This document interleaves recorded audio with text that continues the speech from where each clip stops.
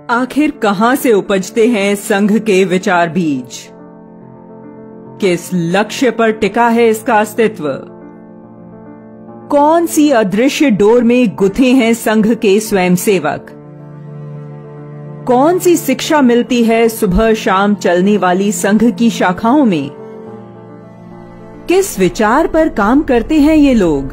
प्रत्येक प्रश्न का उत्तर आरएसएस के वरिष्ठ प्रचारक दत्तोपंत ठेंगड़ी जी की जीवन शैली और विचारों में देखने को मिलता है। दत्तोपंत जी अत्यंत सरल, सहज स्वभाव वाले व्यक्ति रहे हैं।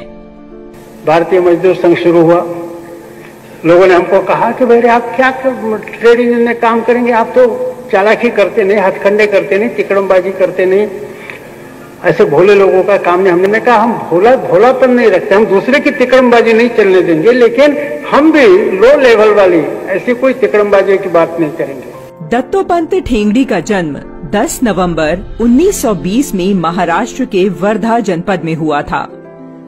वे जब आरएसएस के संपर्क में आए तो समाज के क्रांति दूत बन गए। उन्होंने प्रचारक होने के नाते विभिन्न क्षेत्रों की समस्याएं समझी और उसमें सुधार लाने के लिए 3 संगठनों की नींव रखी। सर्वप्रथम वर्ष 1955 में भारतीय मजदूर संघ की स्थापना की। हमारी संस्कृति के अनुरूप खेती और किसान को मजबूत बनाने के लिए वर्ष 1979 में भारत किसान संघ को खड़ा किया।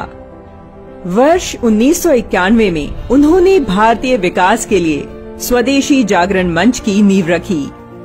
वर्तमान में तीनों ही मंच अपने अपने माध्यम से भारत के सर्वांगीण विकास में अपना महत्वपूर्ण योगदान दे रहे हैं। दत्तोपंत ठेंगड़ी जी भारत के विकास में पश्चिम की संस्कृति को सबसे बड़ी बाधा मानते थे।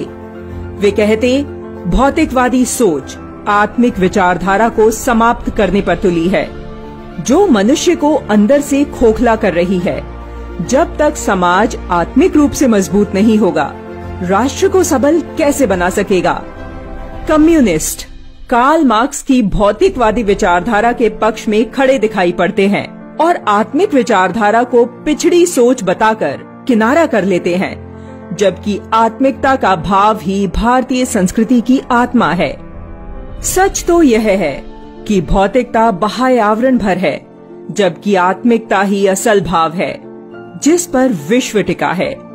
भौतिकतावादी विचारधारा के अनुसार बाहरी वातावरण से प्रभावित होकर मनुष्य के अंदर भाव बनते हैं, जबकि आत्मिक विचारधारा से तात्पर्य व्यक्ति के अंदर के भाव बाहरी वातावरण बनाते हैं।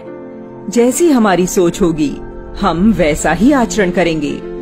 यही सीख सुबह शाम लगने वाली संघ की शाखाओं में दी जाती है।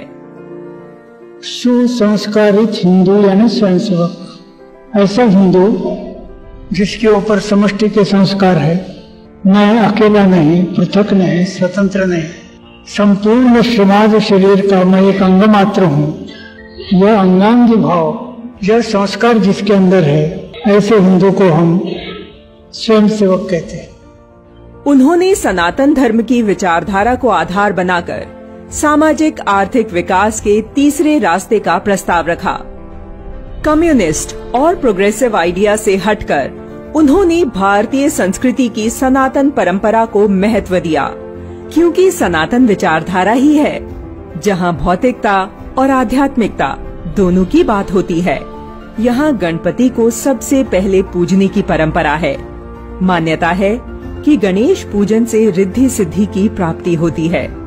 रिद्धि भौतिक समृद्धि, जबकि सिद्धि आध्यात्मिक समृद्धि है। ऐसे अद्भुत विचारों वाले दत्तोपंत ठेंगड़ी जी प्रशिक्षित वकील भी थे। निधन तक वे आरएसएस के प्रचारक रहे। साथ ही 12 वर्ष तक उन्होंने राज्यसभा सदस्य का कार्य भी संभाला। ऐसे दिव्य पुरुष की जयंती पर शत शत नमन।